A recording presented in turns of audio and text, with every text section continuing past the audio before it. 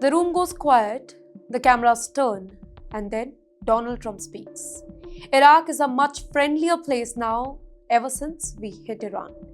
Now, that one sentence, and the impact is huge. The message is not for Iraq here, it is for the entire Middle East. Trump is basically referring to the US strikes on Iran's nuclear facilities in June. Surprise attacks, 3 major sites, heavy-duty B-2 bombers we're talking about here. According to him, those strikes, they didn't just damage Iran's program, they changed the balance of power. Let me quote what Trump said. Iran has gone down many steps. They're not the bully of the Middle East anymore. Now, this wasn't just said in a war room. This was said in front of the world's media at the White House. Well, the moment came when the Iraqi Kurdish journalist asked about something frightening here. A rocket attack on the Khor gas field in northern Iraq. Production stopped for days. In fact, gas supplies, they were cut, power was threatened. Luckily, nobody was killed in that particular strike. In fact, a local official pointed the finger at Iran-backed militia. That question opened the door, and Trump stepped straight through it. Iraq is a much different place now. They talk to us, they are much friendlier. That's what Trump quoted. Now, then came the most dramatic claim of all.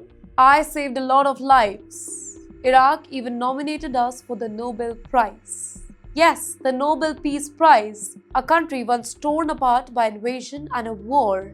Now, according to him, praising the very power that struck Iran. Trump also said that an honor we didn't expect from Iraq here. The message was kinda clear. The strikes worked.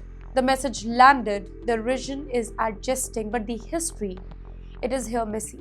Since 2003, the US invasion, Iraq has lived through chaos, collapse, civil war and recovery. Today, it sits in a dangerous in-between, pulled by Washington, pulled by Tehran, 2 giants, 1 battlefield.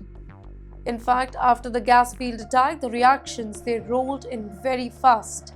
The US envoy condemned it, calling it the work of illegal armed groups, and that too driven by hostile foreign agendas, which is diplomatic language for Iran-backed forces. The world knows about it. Kurdish leaders repeated their long-standing accusations. They said that these groups sabotage energy sites to weaken the Kurdistan region and undermine American-linked projects. This is not just violence that we are talking about. This is strategy. This is power play. This is influence warfare. Then Iran's Prime Minister spoke, and that too strong words here. This is an assault on all of Iraq.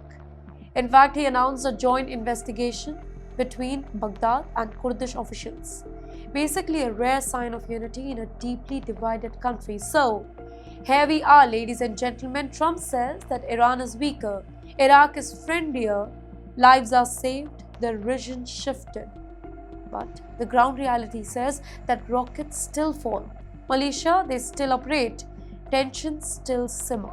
And that raises the biggest question of all. Did those strikes really bring peace? Or did they simply press pause button on a much bigger conflict? Because in the Middle East, nothing stays quiet for long.